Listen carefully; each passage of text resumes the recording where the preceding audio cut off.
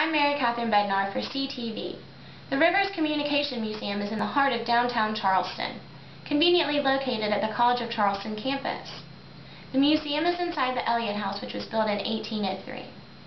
The Rivers Communication Museum has 4 display rooms with collections of antique radios, telephones, phonographs, televisions, and much, much more. The items relate to the history and entertainment of communication and broadcast fields. Station WCSC was started in Charleston and had a studio at the top of the Francis Marion Hotel. John Rivers Sr. bought it and the family was in broadcasting for about 50 years. In the 70s, they opened a broadcast museum when the station was downtown. John Rivers Jr. attended the College of Charleston and brought the collection in hopes of starting a communications major.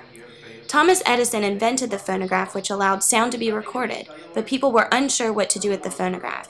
And as curator Rick Zender said, quote, "After a while, it was clear people wanted to hear famous musicians of their day and popular songs, so they began making celluloid cylinders."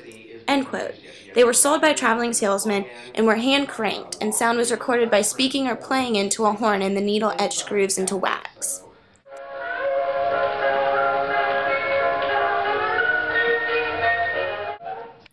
Another thing that was popular in homes and commonly used at the turn of the century was the roller organ. It had to be continuously cranked. Air pumped through holes, and keys covered the holes, much like a music box or piano would. The roller organ was known as a player instrument, and it had to maintain speed for airflow to make sound. Like a music box or a player piano.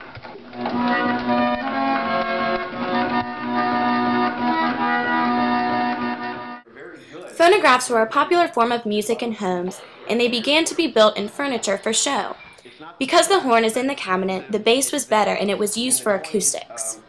And really the whole late 1800s into up until about mid-20th century, when you put these things in homes, they're expected to look like really nice furniture. Radios, in fact, were sometimes nicknamed as talking furniture. And when you open up the doors to the horn as well as Radio got its start from the telegraph key, which was attached to the sounder. This idea was used for the Morse code. 20 years later, radio went from function to entertainment. Commercials were the starting point of radio entertainment, and networks would use chimes to identify their station. Tone generators applied different frequencies of sound, known as hertz and octaves. Before current TV, there was mechanical TV. A disc would spin and look at something lit up through slits. You would see a yellow background with black dots trying to form something. As curator Rick Zender said, it was a very problematic system, end quote. Early film was also problematic. Someone had to constantly crank the roll. In 1920, Leon Theremin invented the theremin. It was an instrument that could be played without being touched. It had a volume and pitch bar and was used for a lot of sound effects in movies, like The Day the Earth Stood Still, as the sound of the aliens.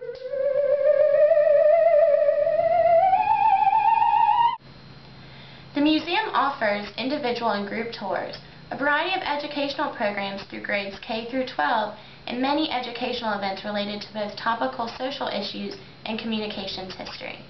For CTV, I'm Mary Catherine Bednar.